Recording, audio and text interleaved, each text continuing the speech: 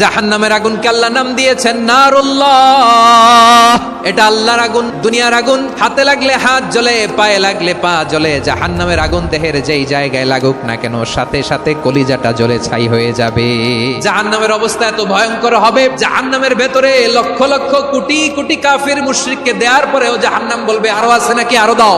কোটি কোটি কাফেরের দল, মুশরিকের দল, সীমা লঙ্ঘনকারী দল, তাদেরকে যখন জাহান্নামে ফেলা হবে, বড় বড় পাথরখণ্ড জাহান্নামে ফেলা হবে, তারপরও জাহান্নাম বলবে আরো আছে নাকি, দাও, আরো দাও, আরো দাও। আমার ক্ষুধা নিবারণ হয় নাই।